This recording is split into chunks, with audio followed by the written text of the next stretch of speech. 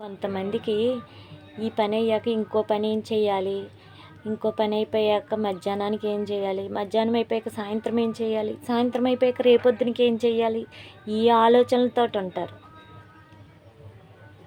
ఆ ఆలోచనలు ఉండడం వల్ల తప్పేం కాదు. ఎంతసేపు వాళ్ళ ఇంట్లో సంసారానికి ఏం కావాలో, వాళ్ళ బాధ్యతలు ఏంటో అస్తమాను గుర్తు చేసుకునే వాళ్ళకి టైంపాస్ కోసం ఏదో చిన్న చిన్న వీడియోస్ తీసుకుని ఏదో చిన్న చిన్న పనులు చేసుకుంటున్నారనుకోండి, కుళ్ళుకోవడం ఎందుకు? మీకు చేతనైతే కాపురాలు కూర్చడం మానేసి, ఎదుటోళ్ళ ఇంటికి వెళ్ళి చాడీలు చెప్పడం మానేసి మీ పని మీరు చేసుకోవచ్చుగా. మన ఇంట్లో ఏమీ చేసుకోవడం ఉండదు.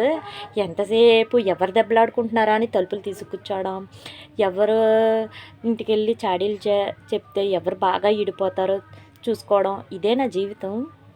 అది జీవితం కాదు. ఎదుటోళ్ళ బడి ఆడవడం కాదు. ముందు మన ప్రవర్తన మనకి దేవుడు మెచ్చుకునేలా ఉండాలి.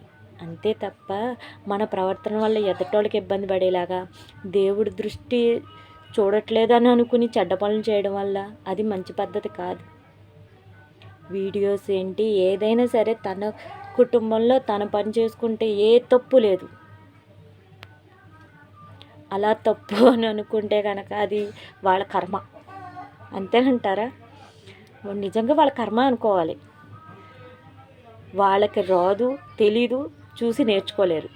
చేసుకున్న వాళ్ళని చూసి ఏడుస్తారు. ఎందుకు ఏడుస్తారు? వాళ్ళకైనా అర్థం ఉందో లేదో తెలియాలి. అది వాళ్ళకే వదిలేయాలి. నిజమే కదా. ఒకళ్ళని చావు కోరేమో అని అంటే దేవుడు మనల్ని చూస్తున్నాడా లేదో కూడా తెలుసుకోవాలి. ఎక్కువ డీప్గా వెళ్ళిపోయిన వాళ్ళని నిజంగా ఆ భగవంతుడికే వదిలేయాలి. అలాంటి వాళ్ళని ఆ భగవంతుడికే వదిలేయాలి.